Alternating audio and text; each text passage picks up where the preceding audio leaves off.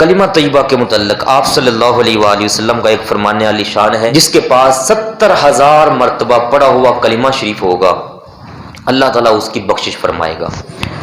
اور جس کے لیے پڑھا گیا، اگر آپ میں سے ہم میں سے کوئی 70,000 مرتبہ کلمہ پڑھ کے اپنے والد والدہ کسی بڑے بزرگ جس کے لیے ہم دعا کریں ان کو بخش دیتے ہیں، فرمایا اللہ تعالیٰ ان کی بخشش فرما دے گا۔ شیخ محی الدین ابن عربی علیہ رحمہ یہ فرماتے ہیں کہ یہ حدیث میرے پاس موجود تھی، میں سوچتا رہتا تھا کہ 70,000 کلمہ شریف کی اتنی فضیلت ہے۔ تو ہمارے ایریے میں کہتے ہیں مشہور ہو گیا کہ ایک شخص ہے جس کو کشف قبور حاصل ہے۔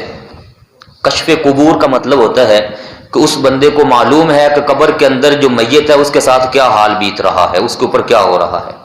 فرماتے ہیں ہم ایک جگہ پر اکٹھے ہوئے دعوت میں، میں نے 70,000 مرتبہ کلمہ شریف پڑھ کے اپنے لیے رکھا ہوا تھا۔ تو اس محفل کے اندر دعوت میں ایک وہی نوجوان وہ اچانک رونے لگا، اس کی آنکھیں چہرہ متغیر ہو گیا، بدل گیا۔ میں نے اس کو دیکھا، میں نے کہا خیریت ہے، کیوں رو رہے ہو، پریشانی کیا ہے؟ تو وہ شخص بتانے لگا کہ میرے سامنے میری والدہ کا حال پیش کیا گیا، میں نے دیکھا ہے میری والدہ عذاب میں مبتلا ہے قبر کے اندر۔ شیخ محی الدین ابن عربی علیہ رحمہ فرماتے ہیں کہ میں نے سر نیچے کر کے دل ہی دل میں وہ کلمہ جو 70,000 مرتبہ اپنے لیے پڑھا ہوا تھا، وہ میں نے اللہ تعالیٰ سے عرض کیا، اللہ اس 70,000 کا ثواب اس لڑکے کی ماں کو عطا فرما دے۔ میں نے سوچا میں پھر پڑھ لوں گا، میں تو زندہ ہوں ابھی۔ تو کہتے ہیں جب میں نے ایسے آنکھیں کھولی تو اس کو دیکھا تو وہ مسکرا رہا ہے، وہ لڑکا مسکرا رہا تھا۔ میں نے کہا اب کیا ہوا، ابھی کیوں مسکرا رہے ہو؟ کہنے لگا میں نے پھر دیکھا اپنی ماں کو، اللہ تعالیٰ نے میری ماں کی بخشش فرما دی۔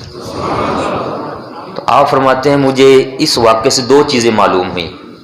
ایک یہ معلوم ہوا کہ اس بندے کا کشف صحیح ہے، یہ واقعی صاحب کشف ہے، اس کو نظر آتا ہے۔ اور دوسرا یہ معلوم ہوا کہ آقا پاک کا جو فرمان علی شان ہے کہ 70,000 کلمہ شریف جس نے پڑھا ہوا ہوگا اس کی بخشش ہو جائے گی، جس کے لیے پڑھا جائے گا اس کی بخشش ہو جائے گی۔ فرمایا اس بندے کے کشف سے مجھے معلوم ہو گیا یہ حدیث پاک بھی صحیح ہے، اس پر عمل کرنے والے کو اللہ تعالیٰ یہ جو کام بھی عطا فرما دے گا۔